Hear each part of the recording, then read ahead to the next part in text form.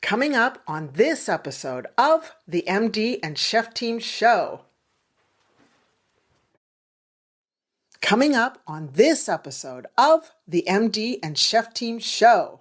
50% of the women have 2 to 3 chronic conditions over 65 years old. They are on medication. And most of this is osteoporosis, their heart health, all the issues that are related with our female sex hormones going down during the perimenopausal years and the lack of understanding of the care during those years that can lead to so many of these chronic conditions. Welcome to the show from the MD and Chef Team. I'm Dr. Isabel, medical doctor here at the MD and Chef Team. And who are you? And I'm Chef Michael, culinary nutrition expert. I'm the chef part of the team. And what are we going to talk about, babe? Now, I can say that because he's my husband. Yes. Well, then we'll be talking about marriage, relationships, parenting, intimacy. We'll talk about mindsets of success, overcoming depression, anxiety. I'll be getting into functional nutrition, recipes and tips from the kitchen. And we're going to both get into how to live a long, healthy, vibrant life. Yes, I love it. Our mission is to help you prevent and reverse disease and give you hope in the process. Oh yeah, we like to have fun too. So let's get on with the show. Hi, everyone. It's me, your Dr. Isabel. Chef Michael's not here, but it is the MD and Chef Team Show. Today, I have the honor to be here with Amita Sharma. And a little bit about Amita is she is a technology professional who suffered perimenopausal embarrassing moments at work, which led her to a journey of research into the topic and eventually creating an app for women. So watch out for that app. Amita is the co-founder of NourishDoc. I love that title, NourishDoc, a wellness platform for peri and postmenopausal women. Today, we're going to talk to Amita and just ask her, please, if you don't mind, Amita, to share your story, because we all really connect with our hearts when we hear other people's stories so that we don't feel alone and people get hope. So do you mind sharing with us your story? Yeah, absolutely. So before I go to my perimenopause story, if I rewind a few years back, when I was a teenager, I got jaundice, right? I was 18 at that time. And getting jaundice at the teenage years is not good because your liver is your detox organ here. And I actually had a lot of problems during that time. My gut health issues, gastrointestinal, all kind of things that you can think of. Now, moving forward, my perimenopausal years, first of all, no clue that there is a word called perimenopause that exists in the world.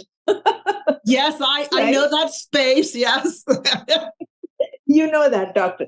So my journey was sitting in a meeting and I'm dripping like a crazy person here. And my flow suddenly down there, suddenly someone has opened a tap. I'm not kidding you. I mean, it's like so embarrassing. And I'm thinking I'm getting a heart attack. I'm not kidding you. I'm serious. I was like, oh my God, what's happening? I never sweat in my life. And I'm like, slowly like going dripping. I mean, it can be funny now. And now I look back, but it was not funny at that time. And I'm fine. I'm not getting any heart palpitations or anything like that. So I said, maybe it's a one-time thing that happened to me. No, it started happening regularly, not every single day, but suddenly out of the blue, sweat, and suddenly you don't know what's happening. So it started becoming very embarrassing. I started feeling very ashamed. I felt a little bit, oh my God, who do I go talk to? I can't talk to anyone. If I go talk to anyone, they'll think I'm gone cuckoo or something, right? And it's a perception. I hate to say that, but that's how we women especially, start talking to perimenopause to a male boss. He's going to start looking at me like, are you gone crazy or what? Right? Can you do your job properly or not? Mm-hmm. And here I am in the tech world full of men. And I'm not saying there were no more women, but predominantly I would say men and very few women in 40-something. That is just a fact of working in the tech industry. Younger people come in 20-something, 30-something. And by the time you're in 40, definitely not that many perimenopausal women. But, so that's kind of when I started digging in a little bit, and I started changing my jobs every other year or something like that. I'm like, that's not going to solve this problem. This is a deep-rooted problem. How long can I keep hiding my age and hiding that whatever is coming at me from universe, right? Which is perimenopause here. Mm. Right? How old were you when this started? I was 44, and that's what the problem is, right? We know as women, puberty, we know when our periods are going to start. We know that. Our moms tell us, and, school, there's enough education about menstrual health. When the periods are coming, you don't get pregnant, all those things, right? Right. So we know that part of our life is whatever. And then we know when the periods are going to stop. In between, there is a fertility part. We know we're supposed to get the babies out, as women. Yeah. If we choose. If we choose. But typically, we are like fertility here. Mm-hmm. And then after that, okay, thank you. You've got the kids out. Now, and I'm talking about society. I'm not talking about anyone's home. I'm talking about global society. Nobody pays attention to beyond these years, what is happening in between to women's health. And that's exactly what happened. 10 years before I'm supposed to get menopause, I started getting symptoms of perimenopause, which is completely caught like unexpected visitor in my life, which I did not think that I'm going to start getting it. Right, because we don't hear a lot of information out there about perimenopause. I mean, now we're hearing more and more because women are going, hey! But back when you went through that and when I went through that, it was like, I am going crazy, and I have to be quiet about this because there is a shame to it. So I understand what you're saying. And now women our generation are coming out. Some of the celebrities, they're going through perimenopause, menopause themselves. You hear them because, they're turning 50s, they're going into that. And thank God for some of the celebrities and actresses, they're talking openly about it, right? They're going and saying, hey, I am menopausal, and this is what my experience has been. So women are coming out and talking about it. But one generation back, or even 10 years back, nobody wanted to talk about it. Yeah, it was a very hush-hush topic. I know in medicine, I was never taught about perimenopause and menopause. And because OBGYN doctors, the obstetrics and gynecology, female doctors that take care of women, they're taught in medical training. Their whole training is about, it's very intense. It's surgical. It's very highly surgical.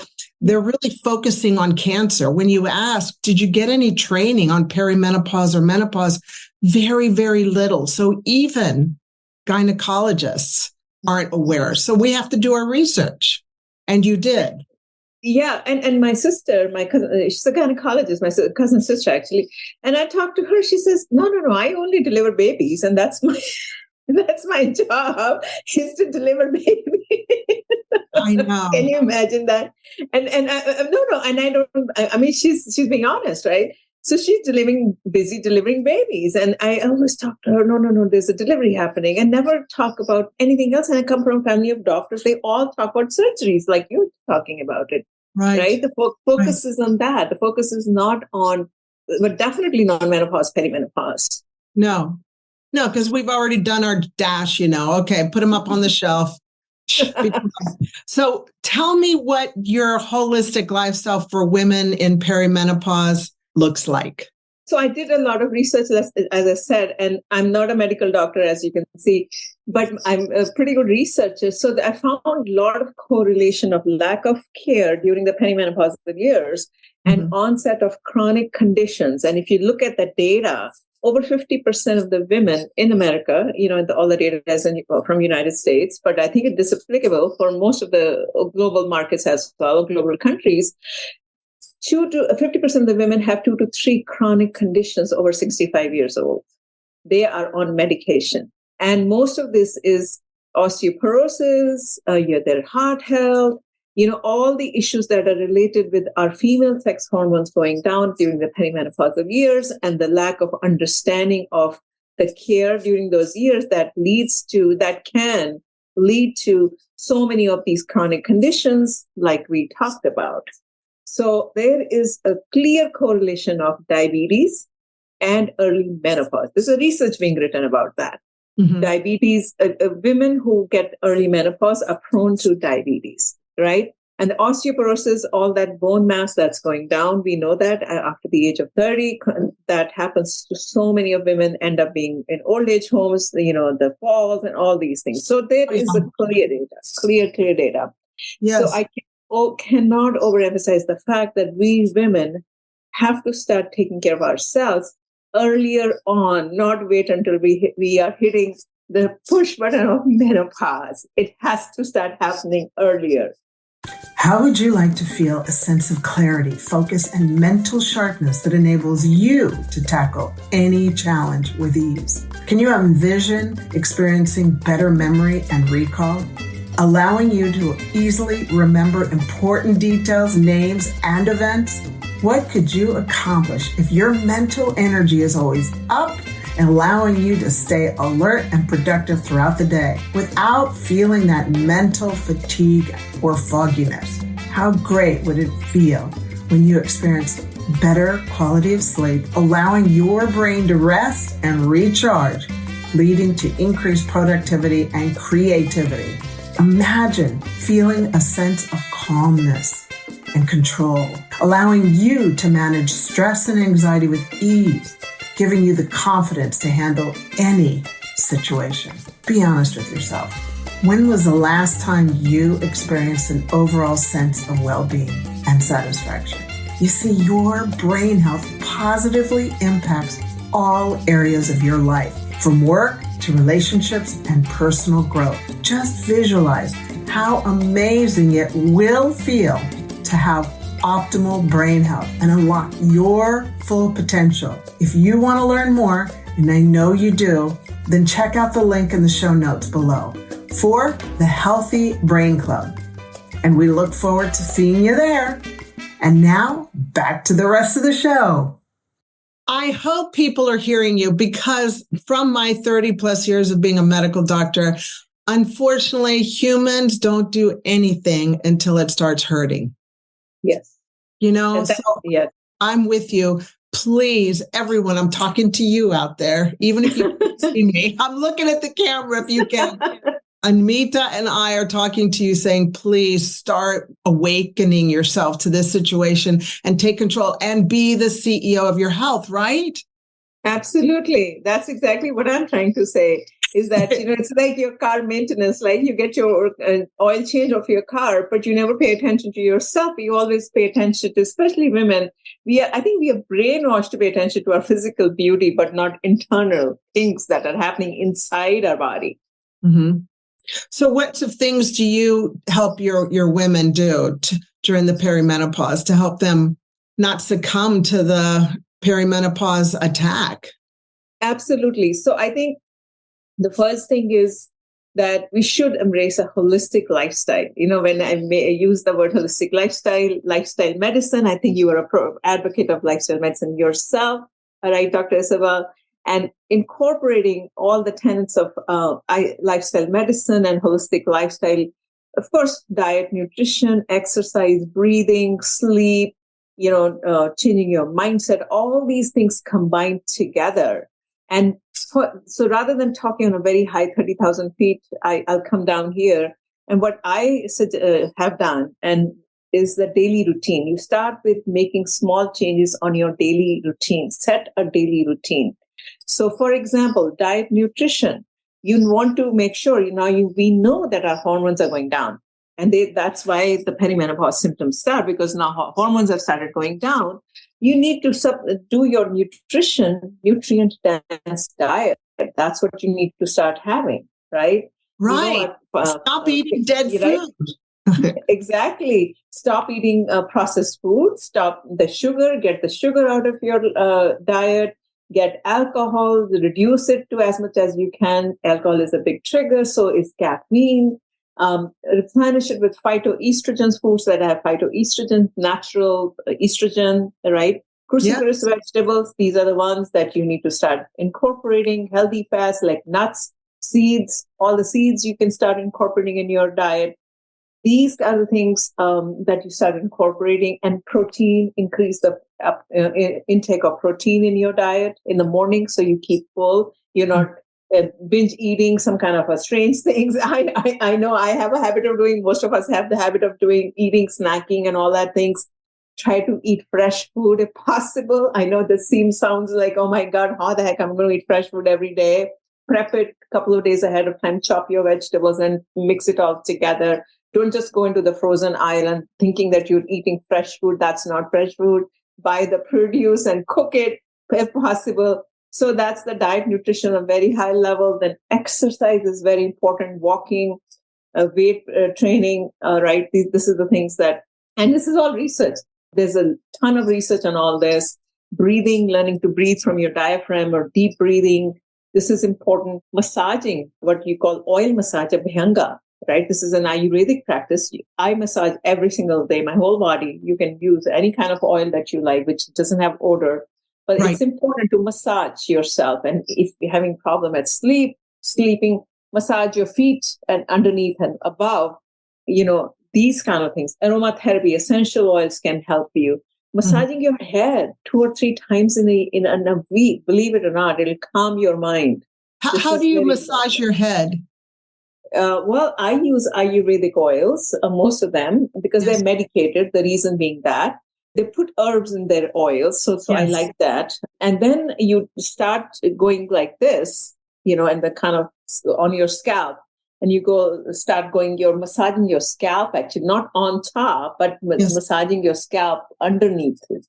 Okay. There is a very good procedure. It's called Shirodhara. So I don't know whoever is listening, they have it where they live. But what it is basically, I don't know if you can do it yourself, but it is like if you lie down and a stream of, like a lukewarm oil, starts going on your forehead right here. Mm-hmm. If you can imagine like this, right? And then your head is full of oil. And if you do that for 30 minutes, there's a research that talks about direct correlation of Shirodhara with better brain health, with better sleep, better mental health, less stress, less anxiety. Interesting. Now, this typical procedure, I have gotten it done at an Ayurvedic clinic. Typically, it's offered in Ayurvedic clinics all over the world, wherever the Ayurvedic clinics are. I know. And how do you spell that? Shiro. Shiro means head. Dhara, Dhara. Dhara means stream. It's a Sanskrit word. So that is what it means. It means stream of actually oil on your head. Literally that. Yeah. So this procedure is excellent. For example, for brain health. And the other thing is practicing some of our pranayama called bead breath. When you're humming the sound of bead and again, and you do that for 10 times, that also has research talking about your brain health, your mental health, calming your stress, calming your anxiety. These are simple tools. They're free. There's no cost to it. That's right? The humming is really good. I always recommend people to hum their favorite song. And the humming just, it's like it's throughout your body, and it tells your body you're safe. Yeah, exactly.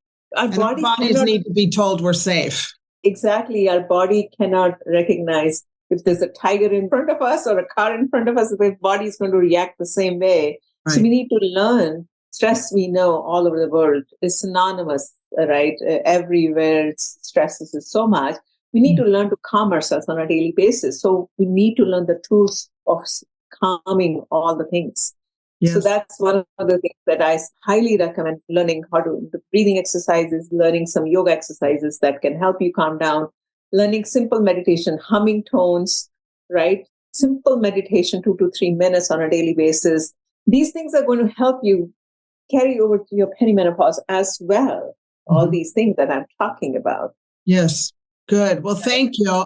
Every little bit helps. I always say to everybody, you're not going to remember everything, but if you can just get a zinger from one or two zingers, like, oh yeah, I'm going to try that. Like maybe hum for a couple of minutes every day just to calm yourself down. That will help you very much. Now, Amita, I always like to ask you, what 3 action steps can you give our listeners so that they can take home today and start implementing? So I think the first step is self-love. We women have to love ourselves, and that can be love in the sense of doing an activity on a daily basis that you truly enjoy. Like you could do it for 5 minutes. I love to read books. I love to read history books. So I read that. Yeah. So I'm just sharing that. And also the second thing is self-worth. We women always think we are not good enough. We need to be told, oh, you are good enough. Or you need to learn to respect yourself and, right, worthy of yourself. I am worthy of myself. Yes. And know that you are good enough. Where you are right now, you're good enough. Exactly. And the third thing is believe in yourself. Oh my God, whatever is happening. Sometimes, I know someone's going through a divorce or some kind of a relationship problems. Whatever is happening in your life, sometimes it may seem at that time it's not good or it's something really bad is happening. I don't know, try to embrace it and say, oh, maybe there's something good in it, I love that. Right? I am so for that kind of thinking. Like something good is going to come out of this. I don't know what yet. Yes. And it may take years before I see it, but it's going to come out. I'm going to see it.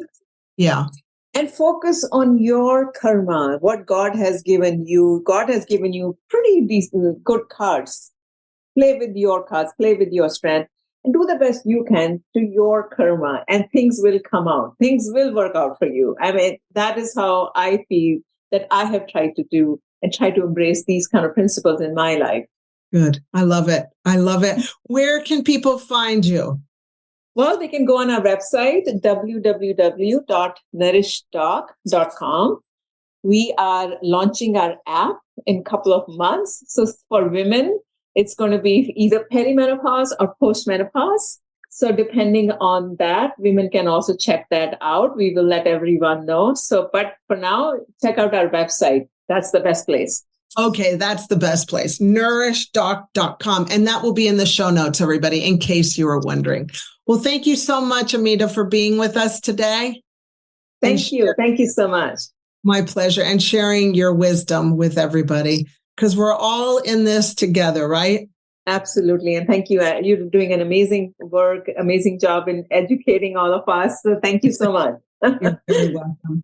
Well, thank you so much for joining us at the MD and Chef team. And before we go, please remember, remain unstoppable. Love you. Have a wonderful day. Bye. Hello, Chef Michael here. If you enjoyed today's episode, we would love it if you subscribed to the podcast and left us a review. Hello, Chef Michael here. If you enjoyed today's episode, we would love it if you subscribed to the podcast and left us a review.